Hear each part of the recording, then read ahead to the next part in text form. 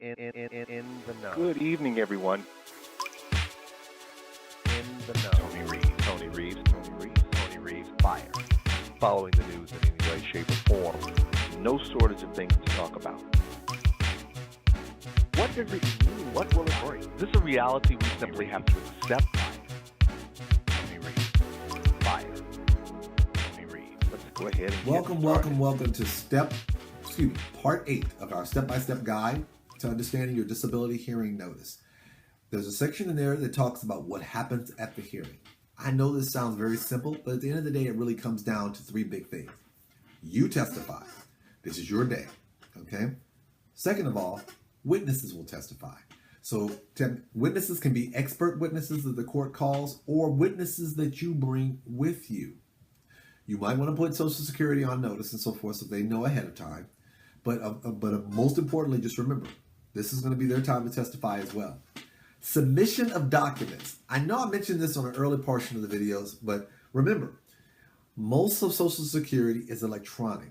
So if you haven't had a chance to submit the medical records in advance, or maybe there's something that you just had happen a day or two before and you didn't have the chance, bring those records with you, because you want to make sure you provide a copy to the court so that it's uploaded into your file. I cannot stress again, you want to make sure that you bring a copy of it so that you can upload it into your file. This way you will not be surprised and they will have everything that you need. Okay? All right.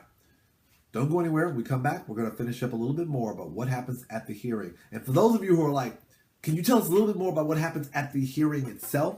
I've actually talked about this before, but what I'll do is, if you like, but I need you to let me know if you want me to, I can do a more detailed video talking about everything that happens at the actual hearing itself. I know I've done a couple about these in the past, but it's been a few years, so I don't mind doing an updated one. So please let me know, but stay tuned. Be right back, and we'll finish up talking about what happens at the hearing as part of your hearing notice. Under the Social Security regulations, representatives are permitted to practice before the administrative agency anywhere in the country, which means that when you're looking for a representative, you can find someone who doesn't necessarily have to be in your state if you're just going before the administrative agency. So it's possible to have an attorney or representative who's from Utah, even though you may be in Georgia. And our office is actually no different. So if you're wondering which states we cover, check this out.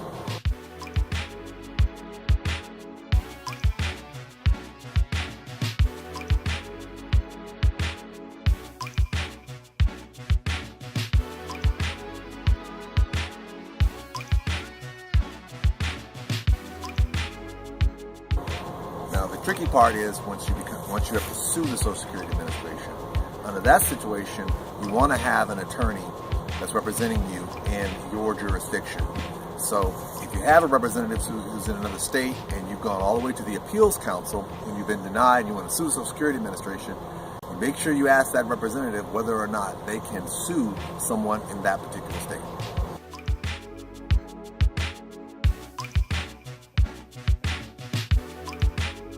All right.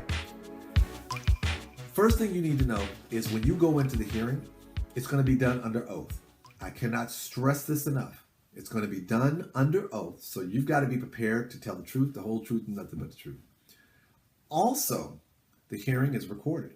That is for your benefit for a couple of reasons. One, because if you have to appeal the case, it's always important that they have a transcript of actually what happened in the hearing. So this way, the decision maker, whether it be the Appeals Council or if you have to go to federal court, the United States District Court, you have a record of what actually transpired during the hearing that you may be contesting that the judge may not have done properly. I cannot stress this enough. This is your day. You have been waiting for this date for a while. Do not sit here and squander it by thinking to yourself, okay, well, I can always go back later. No. This is probably the one time you're going to go before someone who's going to sit there and not only hear about your case, but also give you the opportunity to clarify any discrepancies, conflicts, or issues that are involved in your case. Use this time well. So be prepared to provide witnesses, be prepared to deal with any expert witnesses that are there, and provide any documents regarding your case. All right. Hope you enjoyed this. Be back here again tomorrow, and we're going to talk about the actual decision as part 9 of our disability hearing notice here on Social Security Q&A, Social Security Disability Today. I want to thank all of you for engaging in the videos. Make sure you take the opportunity to send me any comments or send me any particular questions that you want me to have addressed here. As you know, this show is for you. And so the only way I can make sure that I can provide you some good information is if you provide me some good questions. Keep them coming, and right here on Q&A, Social Security Disability Today.